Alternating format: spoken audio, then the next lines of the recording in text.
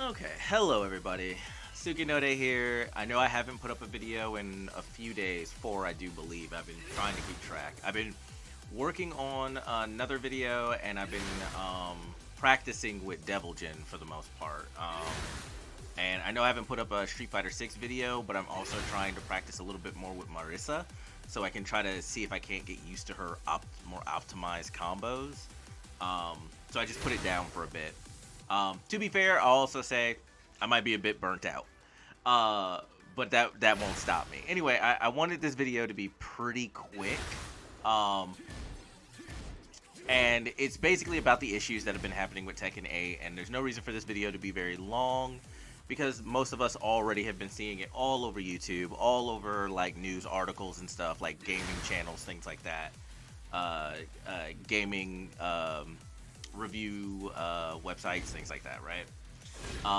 And what are some of these problems? Some of these problems are the rage arts being bugged for certain characters so you can sidestep them. Some of them are the walls not breaking, and I will be putting up examples. Some of the issues are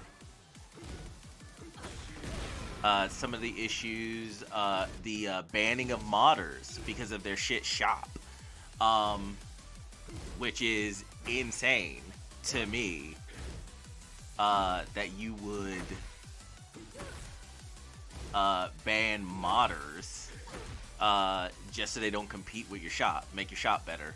I think I was talking to a couple of people about this as well, a couple of you commenters and viewers as well. I was talking to a couple of you, and I was like, if the shop was actually good, there'd only be 4 mods that people would make for the game, and that would be the nudity mod, the boob mod, the butt mod, and the bikini mods. Those would be the only mods. But because the shop is bad, of course because the shop is bad, there's a bunch of like good costume mods and things like that. And like I had to point out that this is our fault because there are people who keep buying things in these shops. It is a let's go take a look right now. Actually, let's go take a look.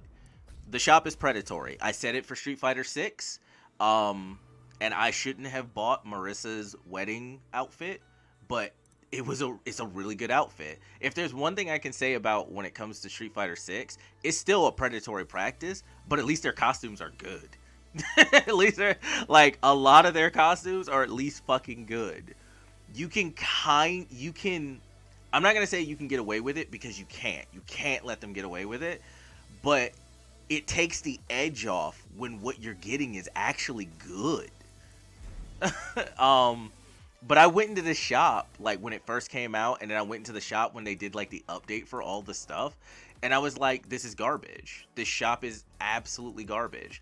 There are what? 1, 2, 3, 4 1, 2, 3, 4, 5, 6, 7, 8. So there are 33 characters in the game now with Eddie, because 4 times 8, 32. Yeah, because 4 times 9 is 36. There are 33 characters in the game now with Eddie. How many actual costumes are there in the game? Like 1, 2, 3, 4, 5. No, those are something else. So there's these 4, 5, 6, 7, 8. That's it. I believe those are all the costumes. And then they have some Fortnite shit up here with the cyber packs, which are just, yeah, they got some Fortnite shit with the cyber packs. So we could say what, 8, 9, 10, but these are basically the same, one for men, one for female. So there's 9. There's 1, 2, 3, 4, 5, 6, 7, 8, and then 9. 9 costumes in a game of 32 characters, 33 now with fucking Eddie. Oh, we have Yoshimitsu here too, so 10. Because we got Yoshimitsu's here. This shop, when it was first instituted, should have had a costume for every character in the game. Hands down, no ends, ifs, or buts about it. You can't explain it away.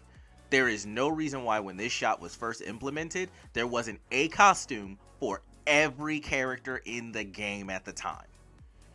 And then when this new patch came up, there should have been a second costume I'll even give them a little bit of leeway. There should have been a second costume for almost every character in the game. At minimum, half the cast. Not 10 altogether in a 32 character roster. So I guess if you don't play those characters, fuck you. Like, alright. And I play Warang.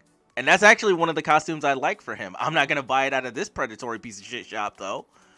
And then the rest of it is all stuff for, like, the Fight Lounge. Who the fuck spends most of their time in the Fight Lounge looking at this shit? And even if you are in the Fight Lounge, how many of you spend your time looking at this shit? Or are you in there getting matches done? Who the fuck cares? It's the skins you get to see in your matches that are the most important thing. But anyway, I'm getting off topic and making this longer than it should be. And then these fucking things that, by the way, are consumables. And then you look at the Tekken coin, which is the same thing as Street Fighter 6's shop, where it's predatory. You got to buy twice the amount of coins to get the item you actually want, which then plays into the whole I have leftover coins, and humans don't like wasting money. They don't like just throwing away money, especially if you don't have a lot to throw around. Yeah. I don't think I really need to go into the specifics of how this is so predatory. It's a shit shop. It's shit. It's garbage. It's terrible. And then they banned modders for coming out with better and more stuff. They still haven't fixed the issue. They still haven't fixed a lot of the issues with pluggers. They still haven't fixed a lot of the issues with cheaters. Those are their own thing. The games will still, regardless of whether you're on PC or PlayStation, because I've watched PlayStation to PlayStation ranked matches and quick matches where the game will just disconnect. It'll just disconnect. Nobody rage quit. It just disconnected. They only recently got it to where the disconnect percentage of your opponent actually shows up. Oh, I forgot all about this fucking stupid battle pass that they want you to pay for. That is absolutely not worth it, even a little bit.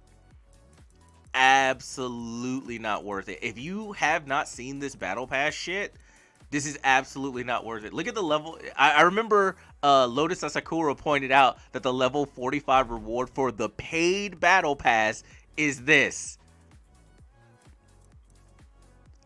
It's just a white ball that any free 3D software could create.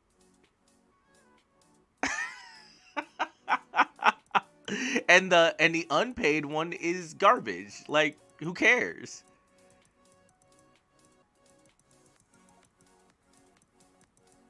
Like, so unfortunately, I will not be purchasing Eddie Gordo. He's a cool character, but he's never been a character I've really cared all that much about anyway. But I'm not buying anything out of the shop until I see a market improvement in the monetization and just what we're getting out of the shop. I won't be buying anything out of the shop. Period. Just done, end of story. But I think that is everything that needs to really be said. It's a predatory shop. Stop buying things in the shop. Stop giving the child that's throwing a temper tantrum what it wants. Because that's what this is. You are the parent. The Bandai Namco is the child. They are throwing a tantrum. They're screaming and banging and kicking on the floor. And instead of going, no, this is not how you act, you're going, okay, here, I'll just give you what you want so you'll shut up, and then I don't have to listen to the tantrum. That's what you're doing. And all you're doing is teaching Bandai Namco that if that's all they have to do to get what they want, they'll just do that every time to get what they want. So I guess what I'm saying is stop being a bad parent. I'm kidding. But what I'm saying is Do not reward bad behavior. Stop rewarding bad behavior. Because when you reward bad behavior, you're going to get more bad behavior and you're going to get more extreme versions of that bad behavior. It's not going to get better, it is going to get worse. And we've already seen that. Like, look at the state of Tekken 8. And I guess I'll end it here